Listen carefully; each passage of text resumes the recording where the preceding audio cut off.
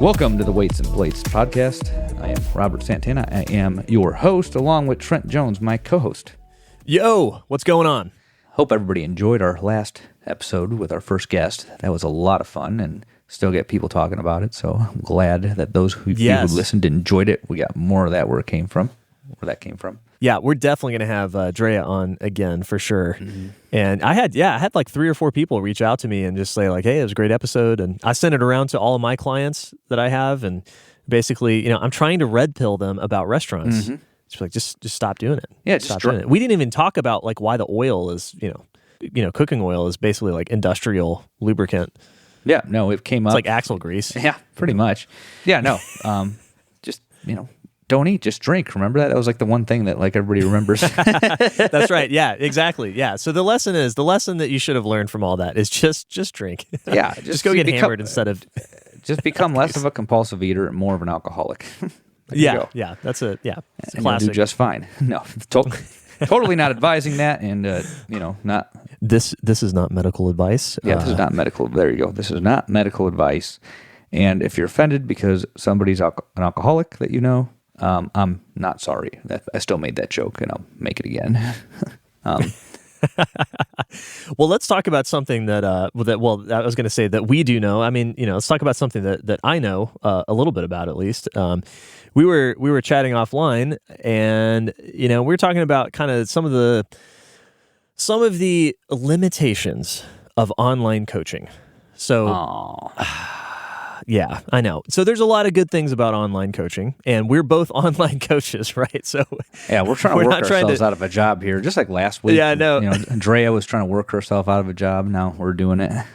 Yeah, we might be shooting ourselves in the foot with this podcast, but we wanted to talk about online coaching and kind of some of the limitations, because I'm curious to get your recent experience here, but I've had quite a few new clients join me online, and it's great. I've worked with, I've got some young people, I've got some older folks, and everything in between. And one thing that has really come to my attention working with these new clients that I have is that there are some real limitations of online coaching that are really difficult to work around, even when you know what they are. Right. And so I wanted to get into that and kind of talk about like what is on, like who is online coaching for, and then why everyone should be getting some in-person coaching too. Like if you're really serious about this stuff, if you really want to become a good lifter and you really want to understand, how to lift, how to train, how to program for yourself, you really need to get some in-person coaching too. And that's kind of where I'm going to get at this episode. Yeah. Well, first let's clarify some definitions here, as we like to do before we go into a topic. We have online coaching. What we refer to that as is coaching the movements that the lifter is performing. Traditionally, online coaching referred to online programming. They just called it online coaching, but there was no coaching going on. It was you hired an online coach and you got a spreadsheet full of exercises, sets, and reps, and typically for several weeks. If they had an NSCA background, they might break it up into micro, meso, and macro cycles, blah, blah, blah, blah, blah, right? So you basically get a spreadsheet that tells you what to do, and then you follow it. And the assumption of that spreadsheet is that you are performing the exercises exactly as the coach intended, which may or may not have been right or wrong, because as we know, there's a lot of bad coaches out there, far more than good. There's an overwhelming number of bad coaches. And in large part, it's no fault of their own. It's just the nature of a growing industry. Nobody knew what was right and wrong. Nothing had been tried and tested in a consistent way for a very long time. Everybody just did what the bodybuilder and muscle and fitness looked like he was doing. Everybody assumed that because they looked at the picture and tried to replicate it, that they were replicating it. Or, the old time-honored tradition of the high school senior tells the high school freshman how to do it because the previous high school senior told him how to do it, and the previous high school senior told him how to do it. So, basically it's, Rip calls it phenomenology.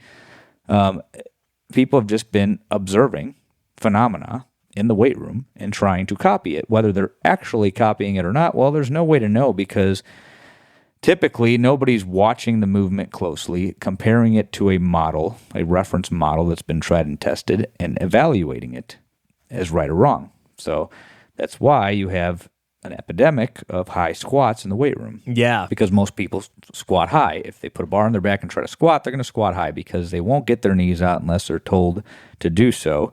And most people cannot squat deep with their knees moving forward. That's, the most common reason that depth is missed on a squat by an uncoached lifter. So to sum up my point, online coaching, in the sense that we're talking about it, refers to watching you lift weights online and correcting the way that you move. That includes online programming as well because, people typically hire us to progress them, right? You can't progress a lift that is incorrect. If I write the word squat, I expect you to squat the way that is outlined in starting strength basic barbell training. You might have to use a different bar. You might not be able to low bar, but generally the hip and knee movements should be the same. The setting of the back should be the same. There's the general overall element should be the same no matter what kind of bar you're using to do it. Some old timers can't low bar squat. There's lots of reasons that you might high bar, use a safety bar, a Mars bar, etc. But when I write the word squat, that's the squat I want to see. When I write the word press, that's the press I want to see. When I write the word bench press or the words bench press, that's what I want to see, etc. And why that book? Well, because it's been tried and tested over and over again and produces a pretty reliable result. I've been training that way for 10 years. And the only time I got hurt was when I looked at the program on a lifting board and said, oh, squat? Okay, I'm going to squat. And I did that and added weight to the bar for 3 months and then tore my adductor. Then I posted a video up on the starting strength board and was shocked that Rip answered because I'm like, oh my God, he's like a celebrity. He's on all these fucking YouTube videos, and told me that I was, fucking it up. So I don't know how, but I figured out that there were, in fact, coaches that were certified on this method. And I went to one and I was amazed that my squat now looked like, the other coaches and Rip himself. And I'm like, oh, well, this looks right now and it actually feels better. Then I ran it up uncoached and then it got heavy and I didn't have the experience handling it heavy. So I fell into bad habits, tore the other adductor. Right. It took me another year to heal that. Eventually it healed. Then I got hired a couple online coaches that didn't spend a whole lot of time with technique, just online programmers essentially, and not software programmers, online training programmers. Right. And then I found a guy that I used to work with that was a pretty good online coach and got my technique cleaned up real quick. Wasn't the greatest online programmer, but he was a good online coach. That happens too. And I got my technique cleaned up and, I haven't been hurt in 10 years like that. I've had aches and pains. I'm not going to sit here and say, oh, I've never had a pain lifting heavy weights. Oh, yeah. We're all going to have something. Everyone gets That's a tweaks, whole other episode. Yeah. There's a difference between a tweak and an injury. That'd be a good one to bring Darren in for. Yes, absolutely. Yeah. No, tweaks are definitely a part of the game for sure. But if engage in physical activity on a repetitive basis, and it is hard, even moderately hard, something is going to hurt at some point or another. Ask a truck driver who has to deliver things. Well, I was his about back to say, probably hurts. Even if you don't, here's the thing. You get old enough, right? If you're 23 and you're listening to this, you may not believe me, but just get old enough. It doesn't need to be that much. Just wait 5-10 more years, and guess what? Even if you do nothing, shit's gonna hurt. You're gonna tweak something. Shit's gonna hurt. Walking up your stairs. Sorry, but it's gonna happen. So, and if you get old enough, you're gonna die too. Yeah. Right. Yeah. I mean, that's it's the best predictor of mortality is age. The brute facticity of the truth. Yeah. So yeah, I like the way that you laid out a bunch of points there about coaching, right? And I think the biggest one that I see is that coaching is the way we see it. It's a system. Mm-hmm. So coaching involves multiple things. And when you work with a coach, not a programmer, not somebody who sells templates, not a personal trainer, right? There's a reason we call ourselves coaches and not personal trainers, right? We're Personal something trainers are exercise coaches. They're exercise coaches, right? So what we mean by coaching is we have a system for approaching helping somebody to move correctly, right? That's a big task right there. Doing these things, the lifts correctly, whether it's squat, press, bench, deadlift, or some other lift, right? Even if you're doing like an accessory, like an RDL, or heck, like even a power clean or something, right? So these movements are complex. They are not. Most people do not find them super easy to do. So that's a big task right there. And then we also have a method for helping the person progress from their starting point to where they want to go. And that progression is along a number of, that's a number of factors that go into that too, right? So there's a progression of the weight on the bar, right? We want you to actually get stronger. We may have, depending on the lifter's goals, we may have some other athletic attributes we want to train. We want them to have better conditioning. We want to have better balance, better mobility, blah, blah, blah. We all know that stuff is downstream of strength, but that's something we're looking at as well. And then finally, we also want them to progress with their body composition too, right?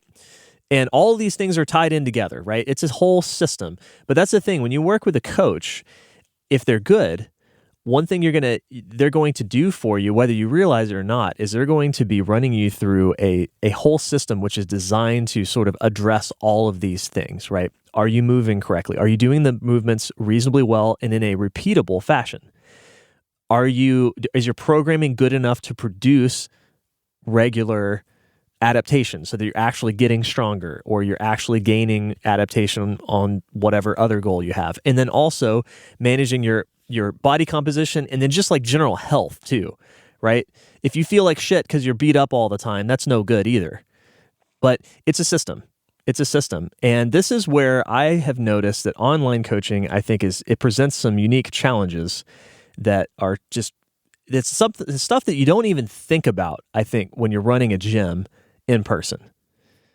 So when you're working with an online coach, you have to really consider several things. Number one, when we are coaching in real time, that means you're getting feedback in real time. And some online coaches will sit there and Skype with you, and that gets more impractical to set up. And then you got delays, and when you're trying to cue somebody and they have a headphone on, I've noticed that there's lag and time. I don't like Skyping, so the way that most online coaching works in its current form is you get the videos after the fact.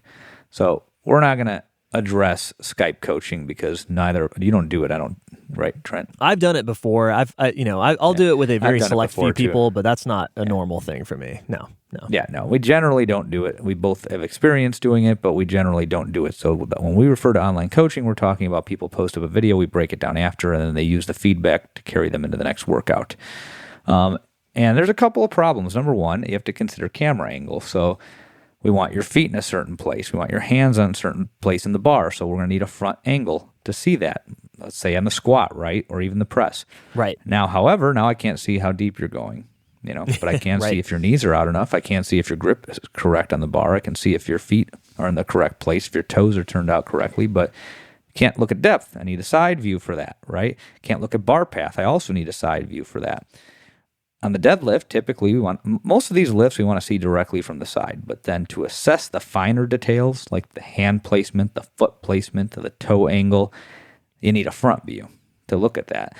And then, that requires a lifter to either have two cameras or film multiple videos and then post multiple videos. So there's like a logistical issue there. When we're coaching in person also, and this is the most important thing, there are three ways that we cue people. Verbal cues, we speak to them or shout at them. They're usually short and concise, because the lifter needs to react to them quickly. You don't want them thinking through your words, so you don't want long sentences and paragraphs. You can do that in between sets, but not during a set. Right. Might say knees out, that's 2 words, Then there's visual cues. We don't really use those as much because typically not very many people can watch you do something and replicate it. This is why bodybuilding magazines failed to produce good-looking lifts in a lot of people. Yeah, right. Because they do, and they do wrong. Yeah. So, But some people benefit to watch somebody else do it, at least for psychological purposes. They see it, they have an idea. I'll do things sometimes. Yeah, I mean, sometimes it could be useful. Like I'll actually intentionally get in a lifter's like field of vision and like point my thumbs out if I want them to shove their knees out. And we've discussed that beforehand. Like that's what that means, as just a little reminder without having to yell at them. Mm-hmm. Then the last one. This is where you're losing the most online. Are tactile cues. Yes, where you physically touch the lifter. And I'd say verbal and tactile cues are our two primary cueing methods that we use to coach lifters. And you can get the verbal after the fact, when you're doing it online, but you can never get the tactile. So this was about to say with the squat, I have found a way to tactile cue these people that I coach online and they can't get into a correct squat. And I have them squat to a box, number one. And number two, I use the terribly useful block of wood. So if they're doing both of those things at the same time, they have no choice but to get into a correct squat. It works like a charm. So achieving a correct squat, although not ideal, can be done online using that method. Achieving a correct deadlift, that's a lot tougher because unlike the squat, the press, and the bench press, you're starting with the bar on the floor completely still, and you have to perform a long and drawn-out isometric contraction that requires you to pull all of the slack out of the bar, your fingers, your hand, your wrist, your elbow, your shoulders, your neck, and do so while keeping your hips in an uncomfortable position for most people. Most people avoid bending at the hips because OSHA has been force-feeding us this bullshit for 100 years that lift with your legs. Well, aren't my hamstrings part of my fucking legs? Right. My glutes are too. Yes. But what they really mean is squat down artificially to pick something up and bend your knees real deep so that your torso is not horizontal. Well, having a horizontal torso is not a problem. Rounding your back flexing your spine is a problem. So if you're bending at your hips and keeping your spine rigid, what are you going to feel? You're going to feel your hamstrings stretching, right? And teaching somebody that, especially in this day and age where a lot of people sit a lot and we've had 100 years of lift with your legs, is tough, because you basically have to teach somebody over the internet to pull on an item that is not moving, right? And to not actually move it, to basically strain against a stationary item that's heavy. And they have to do that before picking it up. When you do it in person, it's a lot easier because, I'll sit there, I'll put I'll rest my forearm across their spine, I'll dig my elbow in, and I'll pull up on their trap to get them to set their back in extension. Right. And then I'll say, you're not picking that up till I tell you to, and I'll watch the fingers, the wrist, the elbows, the neck. And once I see that they are so uncomfortably tight they can't pull anymore, then I say, okay, pick it up now. I can't do that online. Yes. So yeah. People just have this tendency to want to just yank it off the ground. And there's nothing fast about the first inch of a deadlift. It's supposed to be slow. It's supposed to feel like you're quote-unquote wasting energy down there. I've heard people complain about, I don't want to waste energy down there. No, you're supposed to. That's called setting your back and performing an isometric contraction to stabilize your spine. You're supposed to use up that energy or produce that force against against a stationary object. That's the first step. That's the hardest step. That's what makes deadlifts fucking hard. Yeah. So I find that teaching that over the internet is so fucking hard, and there's no way. There's no tactile cue that I can come up with to speed that up. It's most difficult. People have benched before. Bench is a little bit easier, and you can introduce tactile cues. Like I stole Carl's idea from when I first met him, 8 years ago, I think. Partially deflated football under the low back teaches them to arch, Oh, yeah. Yeah. You ever done that? No, I haven't done that one. He did that to me when I first went. I've seen the tennis ball. Yeah, but yeah, it's like, okay, that's a good one. I like that because it's broader. Yeah. Yeah. So, or I tell them to roll up a towel if they can't get a football, so there's some tactile cueing there. The press is a little bit tougher, but the deadlift is where I see it to be the most challenging because of that isometric component that isn't present in the other lifts. Yeah. So, that's the biggest problem is you are watching these videos, you're giving them feedback, and it's completely verbal and written, and it's after the fact. It's not in real time, right? And then they try to apply it to the next workout, and you see the same shit. Right. And some people pick it up well, and some people watch the videos and pick it up. Between the videos and the written comments, they pick it up. But, sometimes you get guys that, they're dropping their hips way low, picking the deadlift up with a round back, not extending their arms. I mean, it's a lot to think about. There's a lot going on, and you're trying to prioritize cues, but then they forget because they read it 2 days ago, or they don't look at it right before. I mean, just a lot more that can go wrong because it's not in real time. There's a big, exactly. There's a big onus on the lifter in online coaching in this manner, right? So the onus is on you if you are being online coached. The onus is on you to sit there and actually think about your cues that you've been given, right? And to visualize them and then apply them on the next set, and then to keep going back to it, right? It's not enough, like you said, just to read the cues and be like, oh yeah, okay, I see what they're saying now. Maybe you don't yet, and that's okay. That's a conversation. Sometimes it takes a few different ways of describing something for it to get through. That's totally normal. But then you have to go that next workout 48 hours later and then actually reread what you've done, re-look at what you've done, watch that video, read the cues again, and then think about what it is that you're going to change. Like, how are you going to do those cues? And you have to actually practice them during your warm-ups. And you got to be honest with yourself. A lot of people, and I don't have a problem with this. I get it. There's a lot of people who go in the weight room and they're just like, brain is off. They don't want to think about anything because they've got a busy job, they've got families to juggle, they've got plenty of other shit in life going on. So they go to the gym and they're like, I just want to do the workout. I want to see it on the page, and then I just get in there, I warm up, I do it, and then I go home. And I want to spend as little time and effort thinking about it as I can. I totally get it, right? That is a valid way to approach training. However, you can't expect to fix things online if that's the way that you approach training. You have to become an active participant in this, and you have to actually figure out how it is you're going to teach yourself to do these things using the feedback and cues that you've been given. And if you are this person and you're like, man, well, I just don't want to do that, is then you need to go and find an in-person coach, right? Nothing wrong with that whatsoever. Go find an in-person coach. Absolutely. And I've had to say that to people. I told a guy recently that's traveling to an area where there's a coach, and I was like, hey, man, hit this guy up and meet with him. They'll speed things along, right. Yeah. So that leads to the question, who needs an online coach? Typically, somebody who doesn't have access to a coach that can teach these methods. Like I said, this is a pretty young industry. Historically, hiring a gym trainer, you did that because you wanted to look a certain way, and you wanted to feel a certain way while you were exercising. It was all about getting a good workout and looking good naked. Yeah. And, historically, a lot of people just take drugs and exercise and do that. I couldn't tell you the number. We don't have data on that, so don't ask me for it. Other people will do it through diet. They'll exercise, restrict calories, and they'll look real good.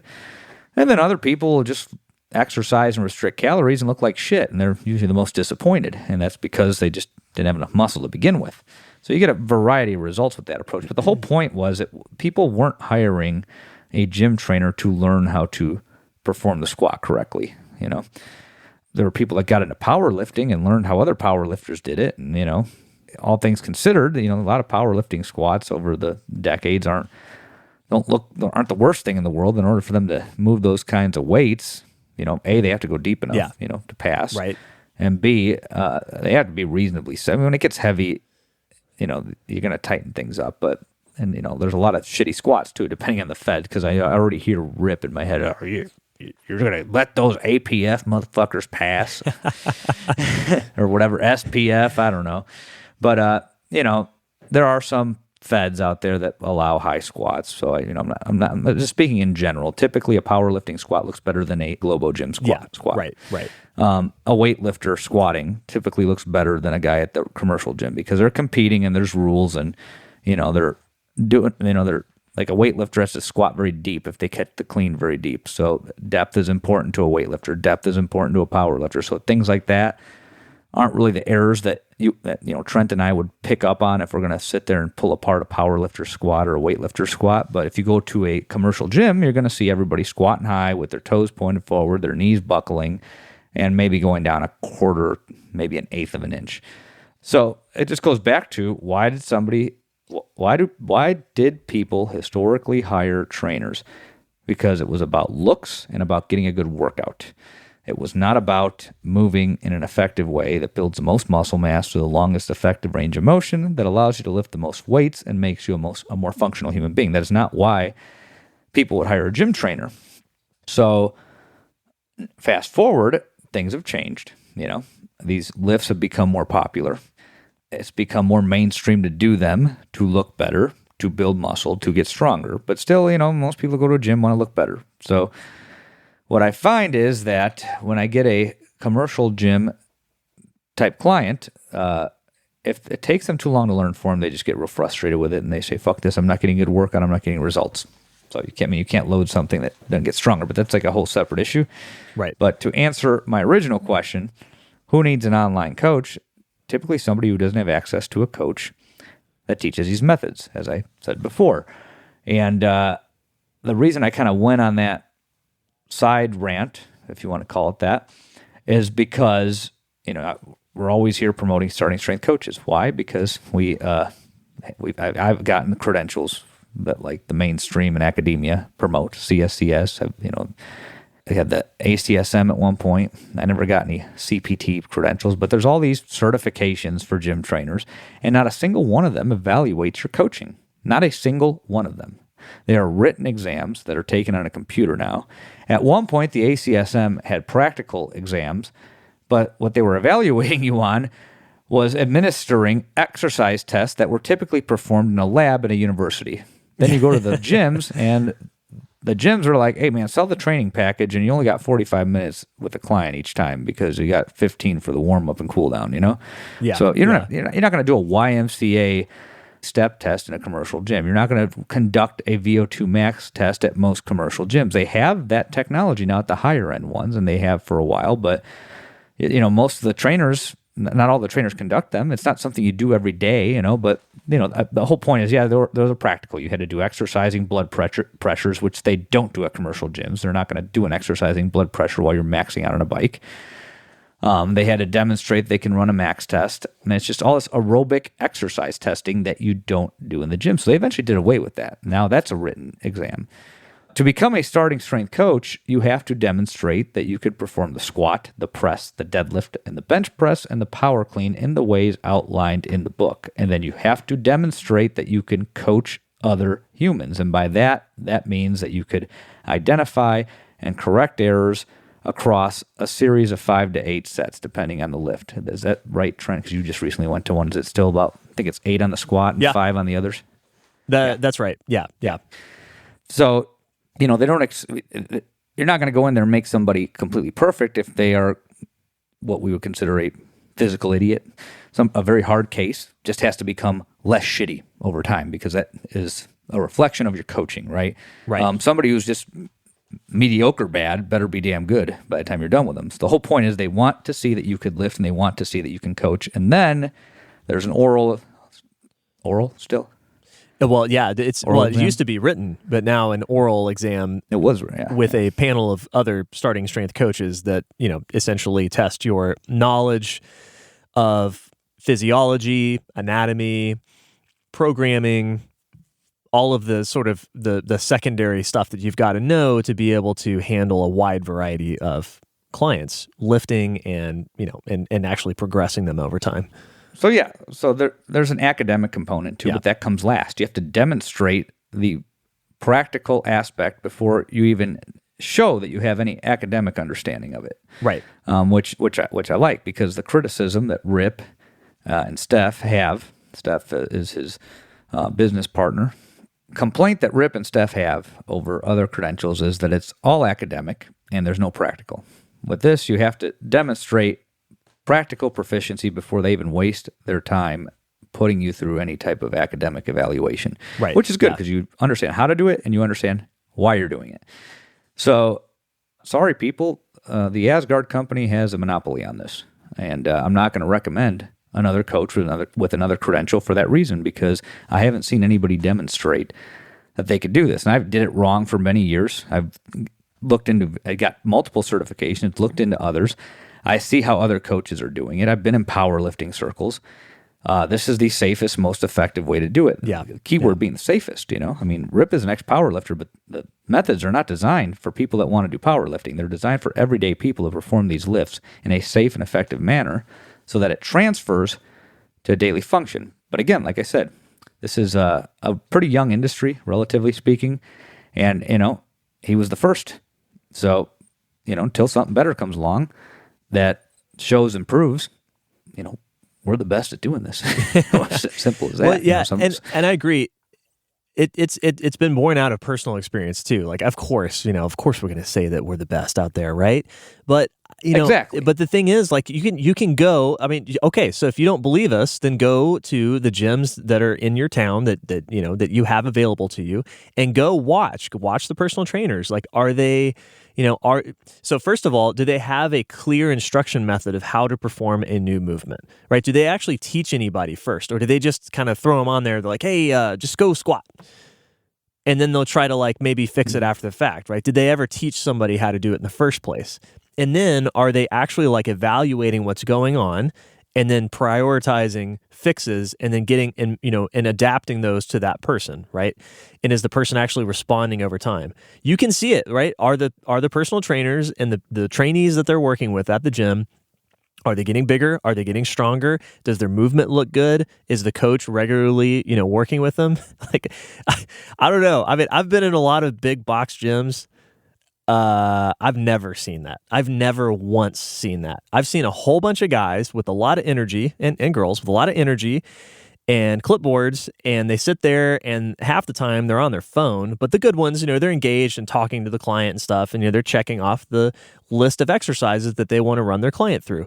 And most of the time they have them doing machines because the machines kind of force you into doing the movement one way.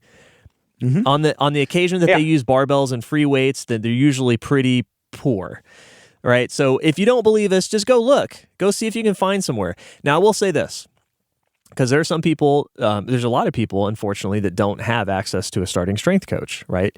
That's where we were going with this. That's where we're going with that. I will say I have seen some good coaching in the CrossFit world, but here's a big caveat, right? There are some CrossFit coaches that really do understand how to perform the lifts well. Here's the problem. It's like 1%. I don't know what the real number is, right? But your chances of going into a CrossFit box, in my opinion, your chances of going into a CrossFit box and finding a competent coach for the barbell lifts is almost zero. But if you just get really lucky and you find the right guy who understands how to do these lifts, then you might find a good coach there. So I don't want to write them off, but it's just the chances are bad that if you don't know what a good coach looks like to begin with, right? You're kind of coming from a place of ignorance. So, getting a starting strength coach just ensures that you have somebody that's gone through this process that no one else is doing. So, absolutely. Online coaching now. Yeah, now on online coaching, some people, as Trent said, some people do not have access to a starting strength coach.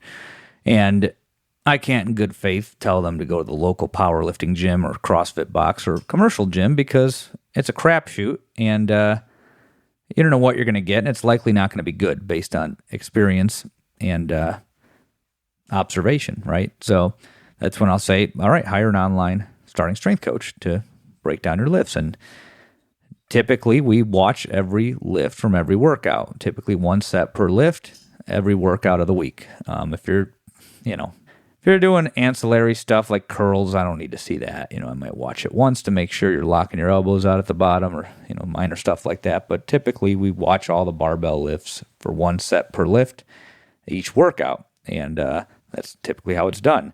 It's not ideal because you are losing out on the tactile and verbal real-time cueing. It's not ideal, but it's less shitty than doing it yourself or hiring, Globo Gym coach.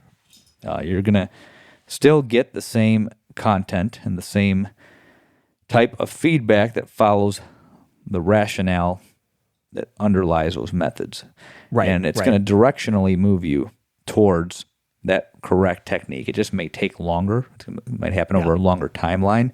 So if you're one of these people that, wants a good workout, then we're going to have to probably throw some other shit in there so you feel like you did something. But we're not going to add weight to your squat if it looks like shit, Right. Yeah. Yeah. I had a guy leg press till I can get his squat in order. I've done that before. There are things that, the online world has taught us. But so, yeah, no, it's there's limitations, but it's better than not having a coach at all.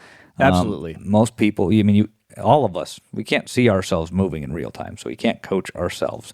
And you can film yourself. That's better than not filming yourself, but then you don't know what you're looking for. You haven't looked at a bunch of bodies. You're a lifter. You're not a coach, Right. I still tell lifters when they have persistent problems to film their warm-up so that they can catch these problems before it gets to the work set, like high squats, for instance.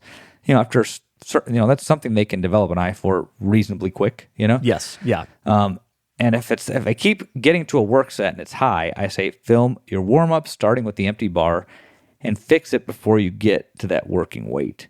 So yeah, there's things you could do. I mean, you can film yourself and not have a coach. That's better than not filming yourself and not having a coach. But again, you're not a coach, so you don't have the eye to see these things when they're happening. So what you think is right may actually still not be what's best for you, right? Right. But then if you hire an online coach, that's the next thing down from in-person coaching. Exactly. So that's the obvious candidate. The second candidate is somebody who's limited on time, doesn't want to drive to the gym, deal with changing shoes, changing socks, and all the other shit that comes along with going to the gym, parking, changing, lifting, changing back, going back to the parking lot, driving home, sitting in traffic. I mean, if you have a home gym, then an online coach might be a better option. I have a girl at my gym now. She comes every other week, and she does half online and half in person, and she's doing quite well. Yeah, that's a great way to do it. Quite the competitor. Yeah, I have a lot of folks that I've worked with that will, come in. They'll either come see me for a form check in person,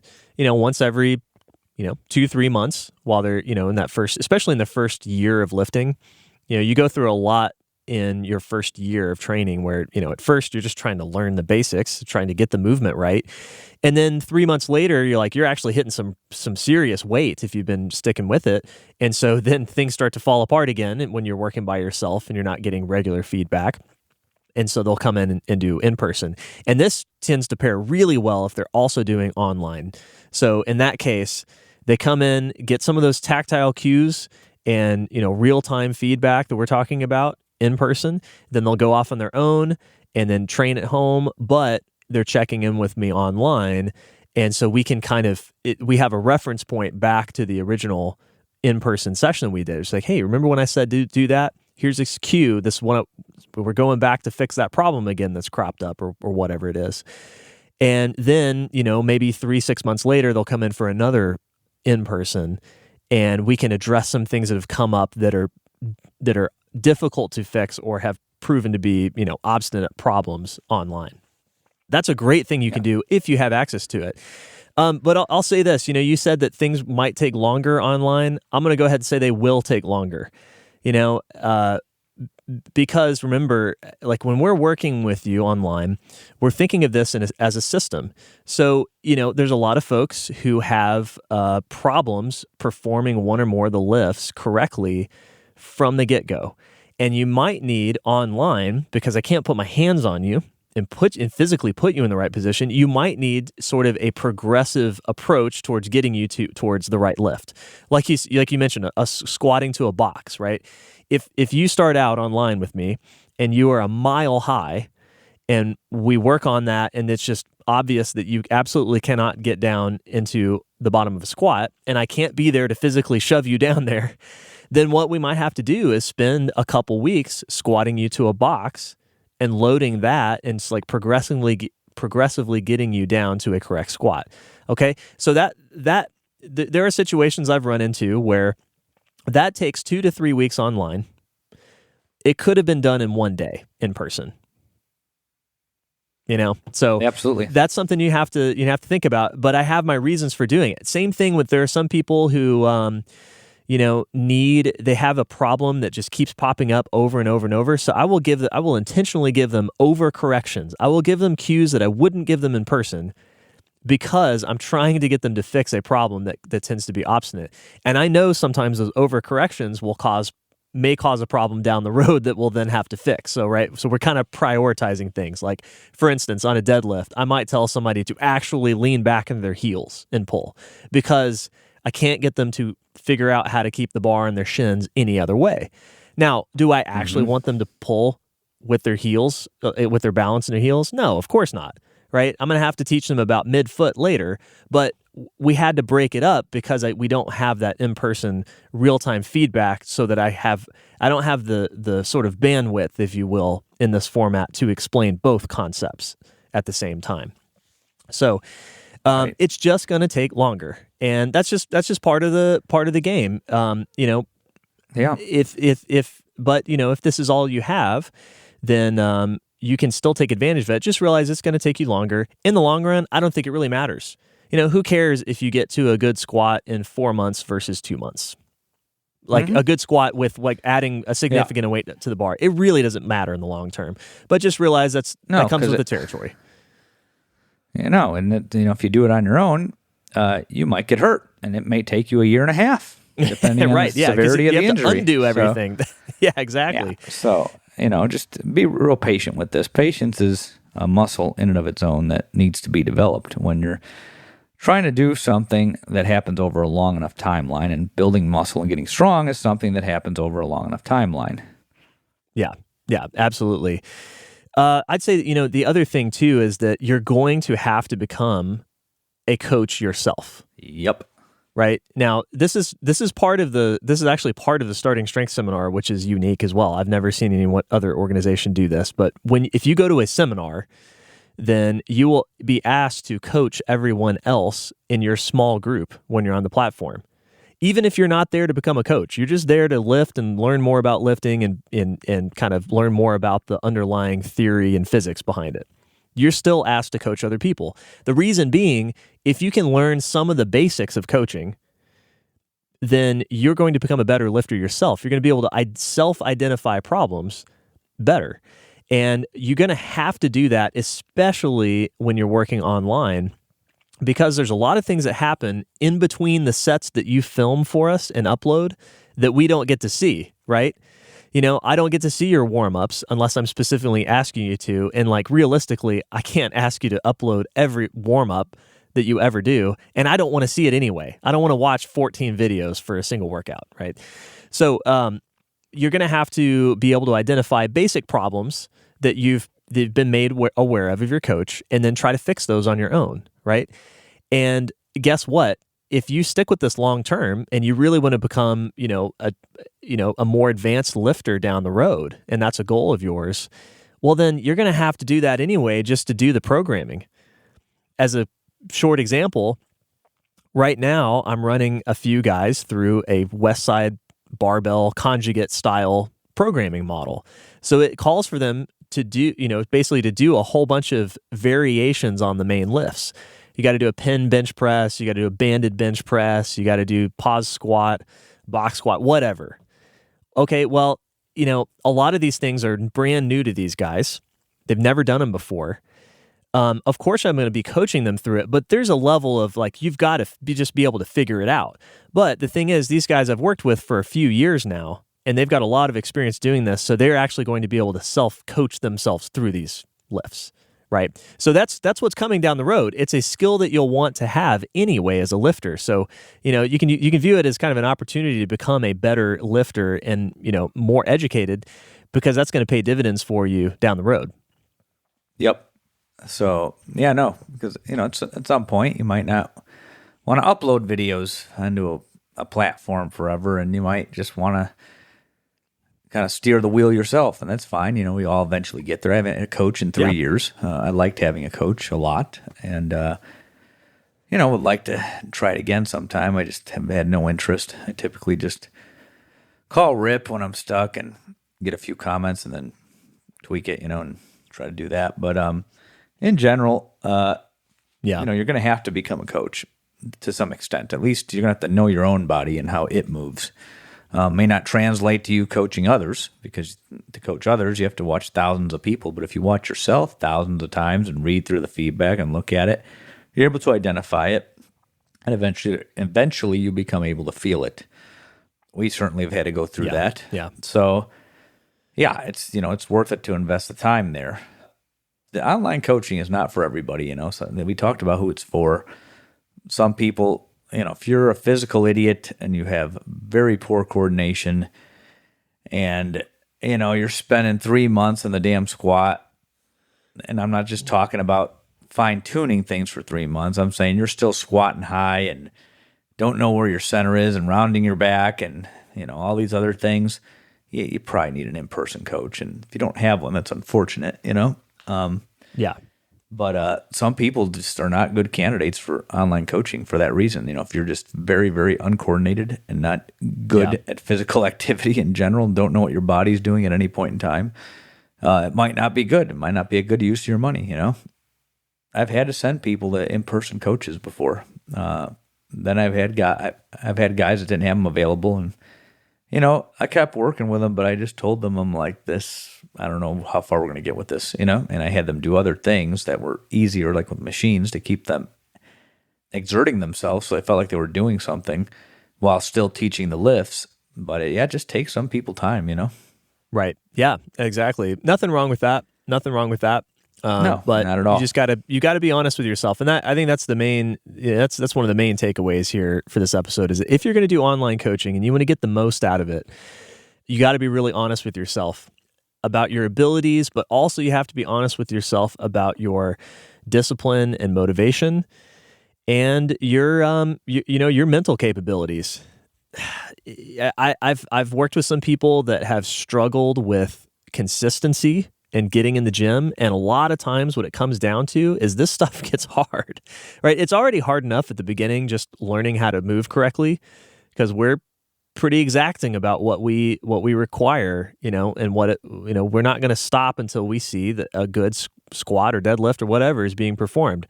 But that's not hard in terms of physical exertion. It's just hard in terms of like making your body move the right way. Well, a few months down the road, all of a sudden it gets really hard in terms of physical exertion. You're going to be more uncomfortable than you may ever have been before. And that can be really tough for some people to do. Some people have no problem with this. Some people have a lot of problem with this. Maybe you've never done anything physically hard before in your life, right?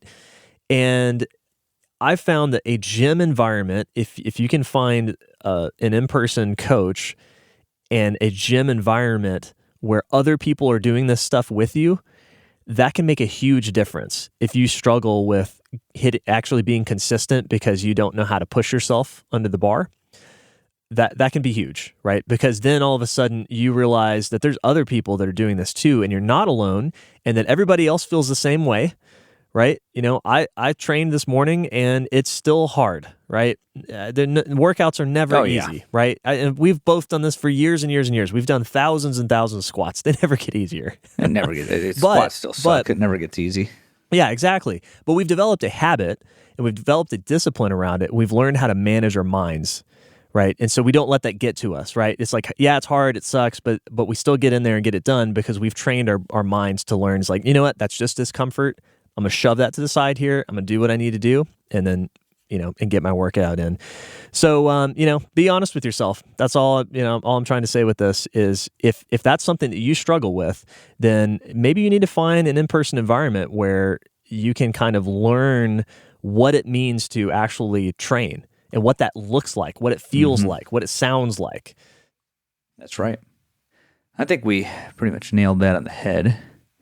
So I think it's probably a good time to close out, huh? Yeah. So now that we shed on online coaching, you can hire us for online coaching at. Yeah, there you go. There's the punchline. Right. Yeah, we'll give you where you can find us info, and that's where you can hire us. So that's right. Listen closely when we close out today. Well, thank you for tuning in to the Weights and Plates podcast. You can find me at www.weightsandplates.com. Where you can buy online coaching too. Or you can find me on Instagram at _Robert_Santana. Then the in-person gym is weights _plates. They don't do online coaching. They refer it to me. That's right. Yeah. I like it. You can find me, Trent, at marmaladecream.com. Just send me an email there. I do offer online coaching. I have got, let me check here. I've got 2 slots left of online coaching. I only keep a certain number of slots on a regular basis. But if you'd like to work with me, you can do that. Send me an email, trent@marmaladecream.com, and we'll get you set up and going. You can also find me on Instagram at marmalade_cream.